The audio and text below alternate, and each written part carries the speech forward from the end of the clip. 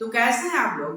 देखिए आज हम समझेंगे जीव के बारे में, यानी दो जीवों के आपस के रिलेशन के बारे में समझेंगे कि ये कैसे इनका व्यवहार है। देखिए सबसे पहले ये जीव जो है ये कितने प्रकार का होता है, अब इनके बारे में समझते हैं। सबसे पहले देखिए एक है ऑटोट्रॉपिक यानी स्वयंपोषी, और सेकंड जो है वो है हेटेरोट्रॉपिक यानी परपोषी। ये स्वयं पोषण जो खुद स्वयं अपना भोजन बना ले उसे स्वयं पोषण कहते हैं, यानी पोषण की वैसी विधि जिसमें कोई जो अपना भोजन स्वयं बनाता है उसे स्वयं पोषण कहते हैं।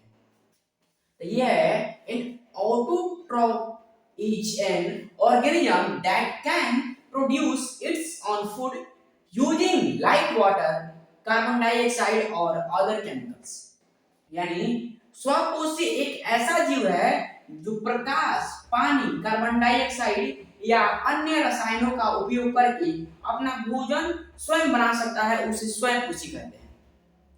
ये क्लोरोफिल की सहायता से अपना भोजन बना लेता है, इसे स्वयंपोषी कहते हैं। और इसमें क्या आता है, केवल प्लांट्स आता है। इसमें जितने भी पेड़ पौधे हैं केवल वही आते हैं, केवल पेड़ पौधा, जितने भी पेड़ पौधे हैं वो अपना भोजन स्वयं बनाते हैं। अब देखिए एक सवाल आता है, ये हेटेरोट्रॉपिक और ये है ऑटोट्रॉपिक, यानी which organism is both autotrophic and heterotrophic। वह एक ऐसा जीव जो ऑटोट्रॉपिक भी है और हेटेरोट्रॉपिक भी, यानी स्वयं पोषण भी है और परपोषी भी है। बताइए वो कौन सा जीव है? देखिए वो है यूग्लिना। इसके अंदर होता है क्लोरोफिल, और ये क्या करता है, वह दिन के समय में भोजन बना लेता है सूर्य के प्रकाश से, और रात के समय में कीड़ों मकोड़ों को खाता है। रात के समय में कीड़े मकोड़ों को ये खाता है। ये है यूग्लिना। ये स्वयंपोषी भी है और परपोषी भी है, इसके अंदर क्लोरोफिल है। तो ऑटोट्रॉपिक समझ में आ गया, यानी an autotroph is an organism that can produce its own food using light, water, carbon dioxide और other chemicals। यानी स्वपोषी एक ऐसा जीव है जो प्रकाश, पानी, कार्बन डाइऑक्साइड या अन्य रसायनों का उपयोग करके अपना भोजन स्वयं बना सकता है, उसे स्वयं पोषण कहते हैं। अब देखिए इसमें प्लांट्स केवल आता है, पौधा, पेड़ पौधा जितने भी हैं वो स्वयंपोषी मानते हैं। अब है हेटेरोट्रॉपिक यानी परपोषी, जो दूसरों पर निर्भर रहता है। वैसा जीव जो दूसरों पर निर्भर रहता है उसे परपोषी कहते हैं। देखिए जैसे परपोषी, इनको हम चार भागों में बांटे हैं। चार। पहला देखिए एक है सजीविता, यानी हम प्लस करके इसलिए लिखे हैं, इसमें दोनों को फायदा है। जैसे पहले समझिए, सहजीविता को इंग्लिश में पढ़ते हैं सिम्बायोसिस यानी सहजीविता। दो प्राणियों के बीच का ऐसा रिश्ता जिसमें दोनों को फायदा हो सहजीविता कहलाता है। क्या कहलाता है? सहजीविता। ऐसा प्राणी जिसमें दोनों को फायदा हो उसे सहजीविता कहते हैं। जैसे गाय भैंस को देखिएगा, गाय भैंस के कान में खूंटी हो जाती है तो कावा क्या करता है, उसे निकाल कर खा जाता है। तो गाय के कान से खूंटी भी निकल गई और कौवा को भी प्रोटीन भी मिल गया, उसको भी फायदा, दोनों को फायदा। इसमें दोनों को फायदा हुआ, और कावा को भी फायदा हुआ और गाय भैंस दोनों को भी फायदा हुआ। इसे दोनों को हम प्लस करते हैं, यानी दोनों को फायदा। तो इसे हम सहजीविता कहते हैं, यानी सिम्बायोसिस। जिसमें दोनों जीव को फायदा हो उसे सहजीविता कहते हैं। और सेकंड जो है सहभोगिता यानी कॉमन सेलिंग। देखिए कॉमन सेलिंग यानी सहभोगिता ऐसा जीव है, सहभोगिता, इसमें एक को फायदा होगा और दूसरे को कोई फायदा नहीं होगा, और ना ही उसको नुकसान दूसरे को। देखिए इसमें एक को कैसे फायदा होगा, जैसे मान लीजिए एक पौधा है, उसके ऊपर दूसरा पौधा आ गया, और वो दूसरा पौधा जो आया है उससे ना कोई भोजन ले रहा है और ना ही कुछ, तो दूसरे को फायदा हुआ और इसको कोई फायदा नहीं हुआ। यानी जैसे अगर कोई बच्चे को अगर कोई मेला ले जाता है, मेला घुमाने, तो देखिए बच्चे को फायदा होता है और जो उसे ले जाता है उसे कोई फायदा नहीं होता है। तो हम इसमें एक को फायदा होता है और दूसरे को कोई फायदा नहीं होता और ना ही नुकसान होता है। तो इसके प्लस और जीरो करनी है। ये है कॉमन सेलिंग।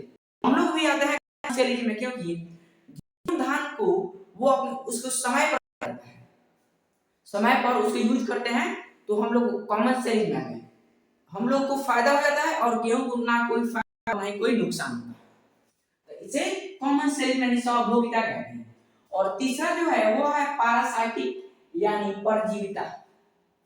परजीविता, देखिए परजीविता ऐसा जीव है, परजीविता उसे कहते हैं जिसमें एक को फायदा हो और दूसरे को नुकसान या घाटा हो, परजीविता कहलाता है। इसमें एक को फायदा होगा और दूसरे को घाटा होगा, उसे परजीविता कहते हैं। जैसे हमारे बाल में जो जुआ पड़ जाती है, हम लोग के खून चूसती है, तो हम लोग को क्या हुआ घाटा और जू को हुआ फायदा। और जो हमारे शरीर के अंदर बैक्टीरिया जो मलेरिया हो जाते हैं, ऐसा कोई बीमारी, तो जो बैक्टीरिया है उसको तो फायदा होता है और हम लोग को क्या होता है नुकसान होता है। जैसे कोरोना काल में देखिए, जो बैक्टीरिया के अंदर जाता था, एंटीबॉडी क्या करता था, वो हम लोग को शरीर से जो वो क्या करता था, भोजन यूज करता था, यानी वो मारता था कीड़ों मकोड़ों को और उसको फायदा होता था, इंसान को घाटा होता था, यानी वो मर जाता था और उसको फायदा हो जाता था। तो ये है परजीविता। और चौथा है मृतोपजीविता यानी सेप्रोफाइटिक।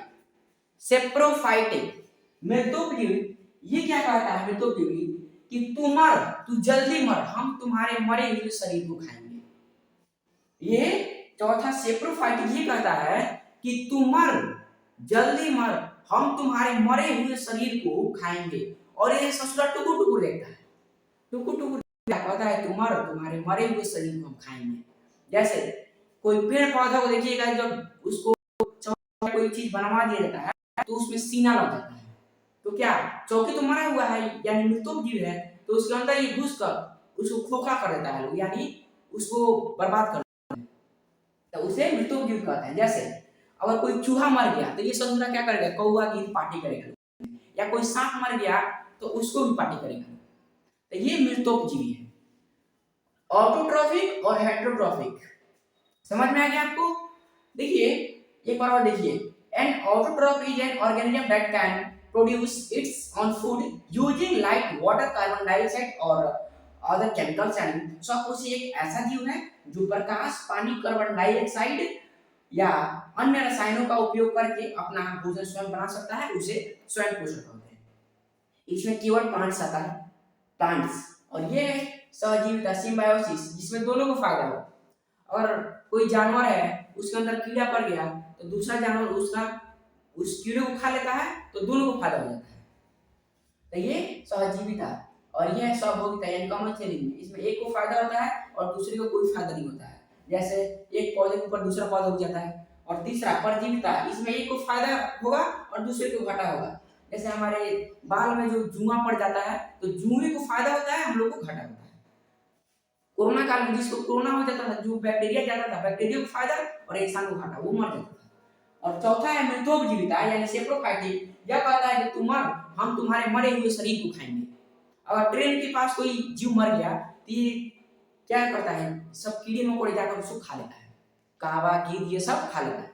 तो ये हेटेरोट्रॉफिक और ऑटोट्रॉफिक की आपको समझ में आ गया। अब देखिए, अब आगे समझते हैं फूड चेन। आप इसको स्क्रीनशॉट देखिए। अब समझते हैं आहार श्रृंखला। आहार श्रृंखला क्या होता है, देखिए पूरे इकोलॉजी में मेन स्टेज है सन यानी सूरज। मेन स्टेज है सूरज, यानी सूरज से क्या, उसके बाद पेड़ पौधा, सूरज से एनर्जी लेता है पेड़ पौधा, ये हो गया प्रोड्यूसर यानी उत्पाद, और ये है उपभोक्ता यानी कंज्यूमर, और जो खाकर कंज्यूम करते हैं उसे कहते हैं कंज्यूमर, और ये है डिकम्पोजर यानी घटक। अब घटक देखिए, ये उत्पाद को क्या खाता है, ये एनर्जी लेगा सूरज से, ये अपना भोजन बना लेता है पेड़ पौधा अपना भोजन बना लेगा, और ये फर्स्ट श्रेणी का हो गया, ये फर्स्ट और ये सेकंड और ये थर्ड श्रेणी का। देखिए ये जो है ये है प्रोड्यूसर, अगर ये नहीं रहेगा तो फिर यहाँ कोई नहीं रहेगा। प्रोड्यूसर है, ये क्या करता है, ये उत्पाद है, ये सूर्य से ये अपना भोजन बना लेता है।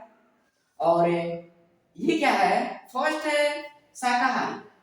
शाकाहारी में क्या है, पेड़ पौधे घास पत्ती को बकरी खाती है, बकरी। और सेकंड है ओमनीवोरस यानी सर्वाहारी, जो मांस, ये गेहूं चावल धान इसको भी खाता है और ये इसको भी खा लेता है स्वाद बढ़ाने के लिए, बकरी को भी खा लेता है स्वाद बढ़ाने के लिए। और ये तीसरा है मांसाहारी, तीसरा उपभोक्ता है मांसाहारी। ये क्या करता है, ये केवल मांस खाता है, ये बकरी को भी खा जाएगा मानव को भी खा जाएगा, ये दोनों को खा जाएगा, बकरी और मानव दोनों को ये खा जाएगा। ये क्या करता है, ये खाकर कंज्यूम करता है, ये है कंज्यूमर। देखिए सूर्य पूरे इकोलॉजी में ये मेन स्रोत है सूर्य, और उसके बाद ये सूर्य से अपना भोजन बनाता है। ये हो गया प्रोड्यूसर, और ये हो गया कंज्यूमर, और ये हो गया डिकम्पोजर। तो ये फर्स्ट श्रेणी का जो है शाकाहारी, ये केवल घास पेड़ पौधे पत्ते को खाता है यानी प्रोड्यूसर इसको खाता है। और मानव जो है सर्वाहारी, ये धान चावल ये भी खाता है, गेहूं आटा, और उसके साथ साथ स्वाद बढ़ाने के लिए बकरी को भी खा लेता है। और थर्ड उपभोक्ता है, ये क्या करता है, ये केवल मांसाहारी है, ये बकरी के साथ साथ मानव को भी खाता है, ये दोनों को खा जाएगा।